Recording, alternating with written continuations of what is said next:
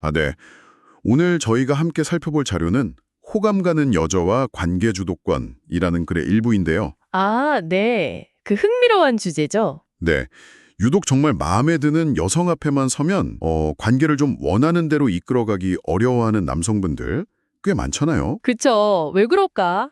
다들 한 번쯤은 생각해 봤을 법한 문제인데요. 네. 이 자료가 그 이유를 관계의 주도권이라는 좀 재밌는 렌즈로 설명을 하고 있어요. 핵심 주장이 그러니까 남성들의 일반적인 접근 방식이 좀 네. 자신도 모르는 사이에 주도권을 여성에게 넘겨주게 된다?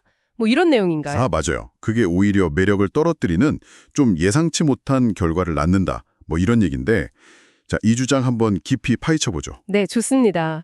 이 관계 속에서 사실 눈에 잘 보이지 않게 오고 가는 그런 힘의 균형, 주도권 문제, 그리고 그게 또 매력이라는 감정에 어떻게 영향을 미치는지 좀 자세히 들여다볼 시간이 될 것 같습니다. 네. 어쩌면 많은 분들이 그냥 경험적으로는 어렴풋이 느꼈을 수도 있는데 이걸 말로 딱 설명하기는 좀 어려웠던 그런 부분들인 것 같아요. 맞아요. 그런 걸 이 자료가 좀 명쾌하게 짚어주는 느낌이랄까요? 네. 특히 남성이 호감을 표현하는 그 방식 자체가 관계의 구조를 어떻게 바꿔놓는지 거기에 초점을 맞추고 있다는 점이 흥미롭습니다. 네, 그렇죠. 그래서 자료에서 가장 먼저 꼬집는 부분이 바로 그 강강강 접근 방식이에요. 아, 강강강이요? 네, 호감이 가는 여성이 딱 생기면 남성들이 흔히 오늘 뭐해요? 주말에 시간 괜찮아요? 저녁에 뭐 먹으러 갈래요? 이런 질문들. 아, 계속 물어보는 거군요. 약속 잡으려고? 네, 맞아요. 이걸 연달아 던지게 된다는 거죠.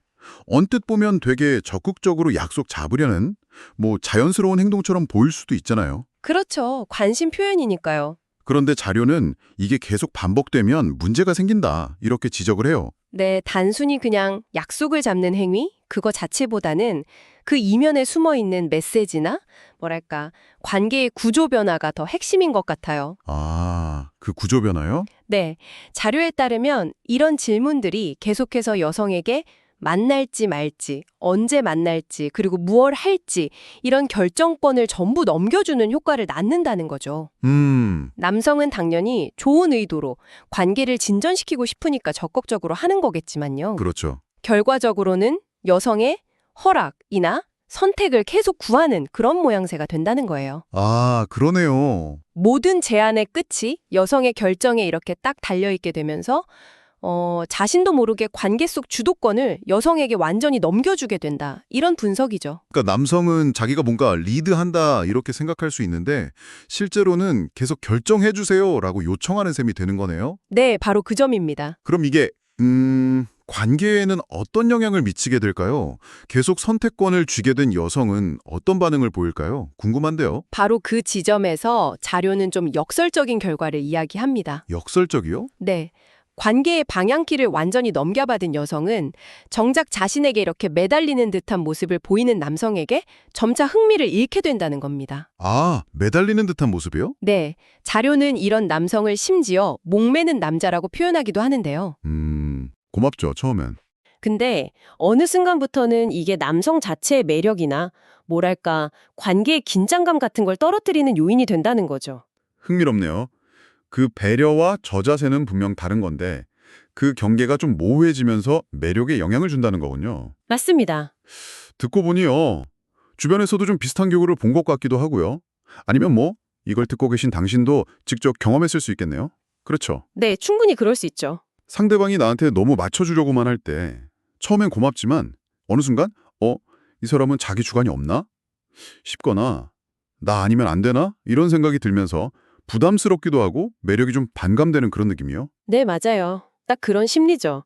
이걸 좀 더 넓은 관점에서 보면 자료는 왜 많은 남성들이 오히려 관심이 없는 여성과는 관계가 자연스럽게 잘 풀리는데 정말 진심으로 마음에 드는 여성과는 어려움을 겪는지 거기에 대한 설명으로 또 이어지거든요. 아, 그 부분 정말 궁금했어요. 왜 그럴까요? 관심이 덜할 때는 남자들이 심리적으로 덜 조급해지고요. 네네. 부담 없이 자기 생각이나 계획을 그냥 편하게 얘기하게 되죠.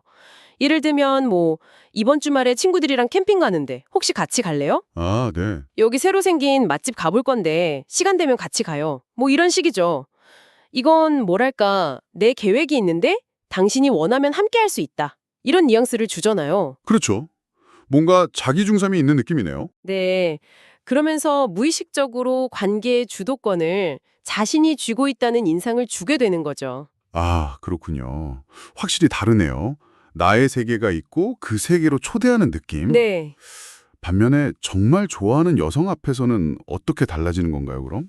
아, 그때는 잘 보이고 싶은 마음, 또 혹시 거절당할까 봐 두려운 마음, 이런 게 커지면서 훨씬 조심스러워지고, 뭐랄까 상대방 반응 하나하나에 되게 민감해지는 거죠. 네. 그래서 혹시 주말에 시간 괜찮으시면 뭘 좋아하실지 몰라서 이런 식으로 계속 여성의 의향을 묻고 맞추려는 태도를 보이게 되는 겁니다.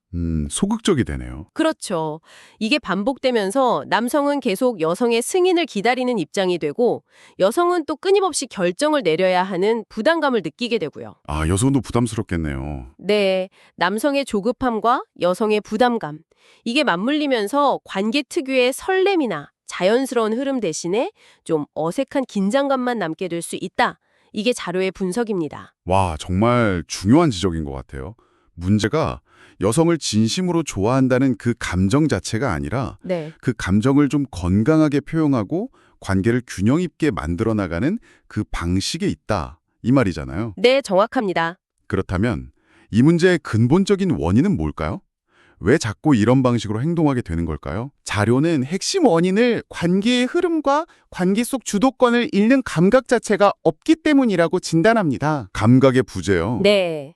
단순히 뭐 여자를 너무 좋아하지 말라거나 밀당을 해라 같은 그런 표면적인 조언이 아니고요. 네. 그보다는 관계가 지금 현재 어떤 상태인지, 두 사람 사이에 어떤 에너지나 영향력이 오고 가는지, 즉 이 미묘한 힘의 균형, 주도권을 감지하고 거기에 맞게 자신의 행동을 조절하는 센스 또는 눈이 부족하다는 거죠. 아, 센스 혹은 눈이요. 네.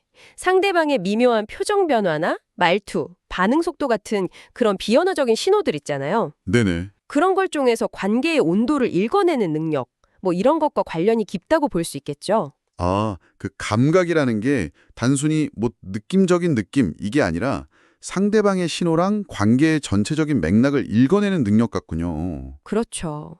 일종의 사회적 지능이라고 할 수도 있겠고요. 그럼 그 감각은 어떻게 키울 수 있을까요? 자료에서 제시하는 해결책 같은 게 있나요? 네, 자료는 이 감각 혹은 눈을 키우는 가장 빠르고 효과적인 방법으로 권력 설계 이론이라는 것을 명시적으로 언급합니다. 권력 설계 이론이요. 이름이 좀 어려운데요? 네, 저도 처음엔 좀 그렇게 느꼈는데요. 이 이론에 그 답이 있다, 이렇게 단언하고 있습니다. 오, 아쉽게도 이 자료만으로는 그 이론이 정확히 어떤 내용을 담고 있는지는 상세하게 알 수는 없어요. 그렇군요. 하지만 자료의 전체적인 맥락을 통해서 좀 추론해 볼 수는 있을 것 같습니다. 어떤 식으로 추론해 볼 수 있을까요? 권력 설계 이론이라는 이름만 들으면 뭔가 되게 거창하거나 전략적인 느낌이 드는데요.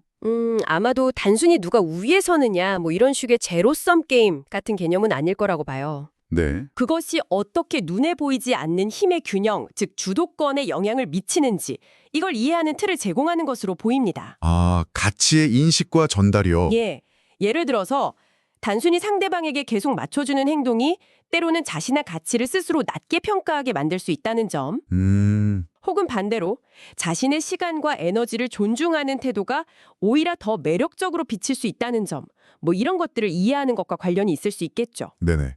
그러니까 표면적인 대화나 행동 너머에 있는 그 심리적 동기, 가치의 교환, 그리고 그것이 만들어내는 관계의 구조를 파악하는 능력, 이걸 키우는데 초점을 맞춘 접근법일 가능성이 높습니다. 그렇군요. 단순히 이렇게 해라, 저렇게 하지 마라 이런 행동 지침이 아니라 관계의 어떤 근본적인 작동 원리를 이해하는 것에 가깝다 이런 말씀이시네요. 네, 맞습니다.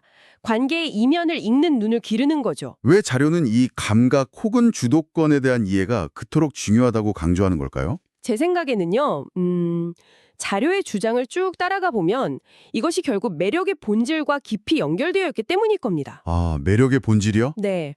우리가 누군가에게 끌리는 이유가 단순히 그 사람이 착하거나 나에게 잘해주기 때문만은 아니잖아요, 사실. 그렇죠. 복합적이죠. 네. 상대방이 가진 어떤 고유한 가치, 자신감, 때로는 예측 불가능성, 약간의 도전적인 면모 같은 것들이 복합적으로 작용하죠. 음흠. 자료는 남성이 호감 있는 여성 앞에서 자신도 모르게 주도권을 넘겨주는 그런 행동들이 바로 이런 매력의 요소들을 스스로 약화시키는 결과를 낳는다. 이렇게 보는 것 같아요. 아, 스스로 매력을 깎아먹는 셈이군요. 그렇죠. 그래서 관계의 역학을 이해하고 주도권을 의식적으로 조율할 수 있을 때 비로소 자신의 매력을 온전히 유지하면서 좀 더 건강한 관계를 만들어갈 수 있다. 이런 이야기로 귀결되는 것 같습니다. 자, 그럼 오늘 나눈 이야기들을 한번 정리해 볼까요?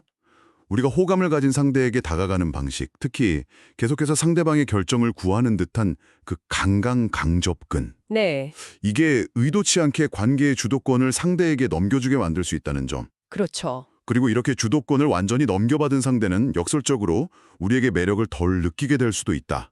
이게 오늘 살펴본 자료의 핵심 주장이었습니다. 네, 맞습니다.